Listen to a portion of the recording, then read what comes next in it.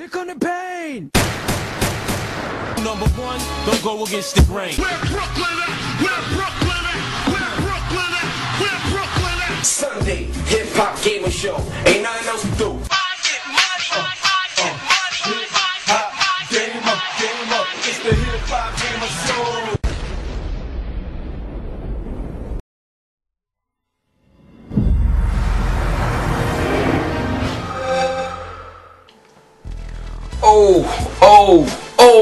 It's the hip-hop gamer show. What's up, y'all? It's another Sunday. I want to say one love and God bless, and thanks for chilling with me. Now we about to get right into it because you already know how I get down.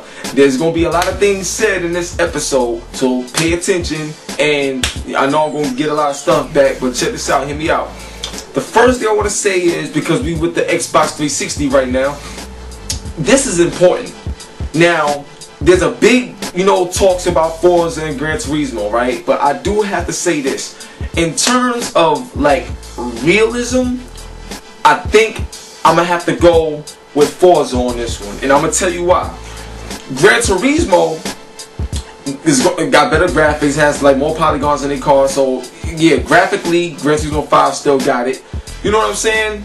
But the problem that I'm having, the overall problem, because this comes down to gameplay, is that certain cars in Gran Turismo is going to have full damage, and the other cars will just get little scuffs and little paint coming off and stuff like that, but it won't get the doors flying off or the bumpers hanging off. You know what I'm saying? So in my mind, I'm like, in one car I could drive 90 miles per hour right into a wall and damage happens realistically. Then I could get into a normal car and do the same thing, but that won't happen. You see what I'm saying? So to me, that one little thing right there changes the whole realism of the game. Why? Because anything can happen in a race.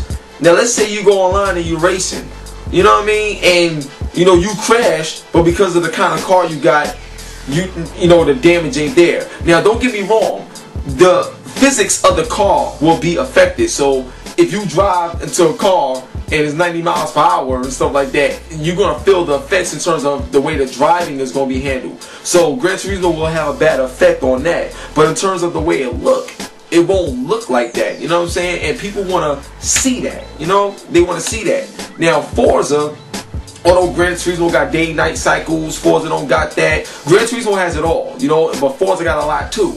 But that one thing will separate, both games. And it separates in favor of Forza, because at the end of the day, no matter what car you get in Forza, the game overall has a damage system that's going to allow people to have a fair race when they go against one another, in terms of not just how it feels when you drive, but how it looks on screen as well. You need to have that realism when you're looking at it, not just when you're playing it, but when you're looking at it at the same time as well.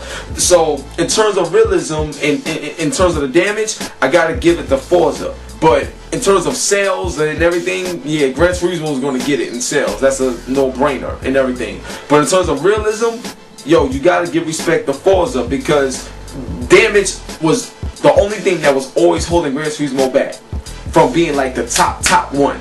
And now that they got damage, they have it, but it's kind of slightly half-assed. You see what I'm saying? Forza's not half-assed. They're giving you everything with their damage. You're gonna see a Ferrari or a regular Honda, get blown away, get torn apart. There's a major accident.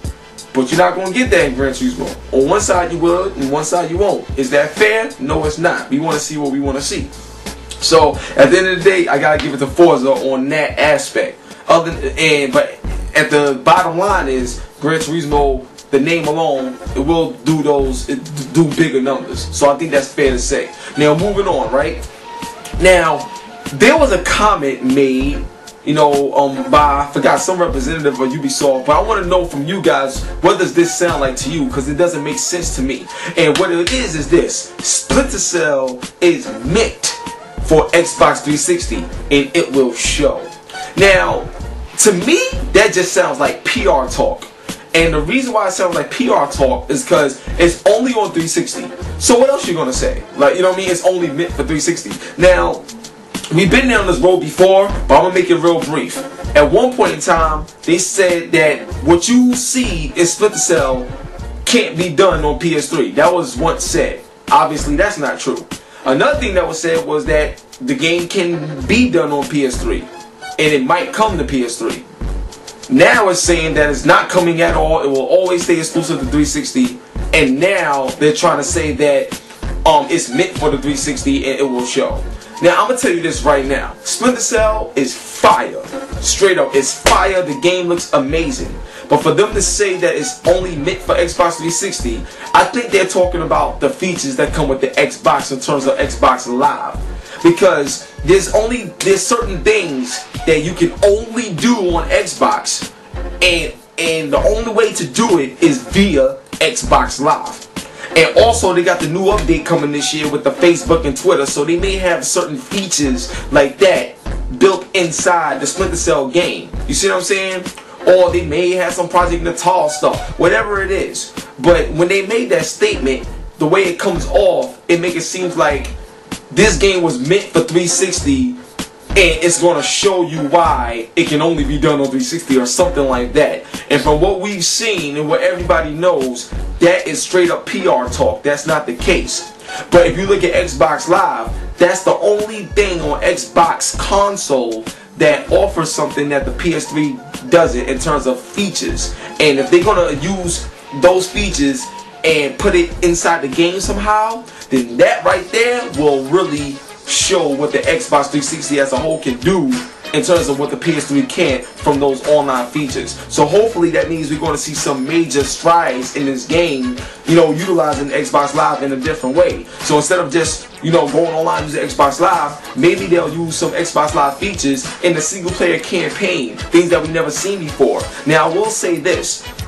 Throughout Splinter Cell convictions gameplay, there's times where you're gonna use an actual pedestrian. So you're not gonna always use Sam Fisher. There's gonna be times where you use an actual, you know, pedestrian, from what I was told. And if that's the case, you never know how they're gonna utilize it or mix in some online features that the PS3 don't provide at the moment. You know what I mean? So I just wanted to get out the way so you guys can understand what PR talk is. Alright, because obviously, you know, looking at the games that Sony has done exclusively, ain't no way in the world Splinter Cell can't be made on it.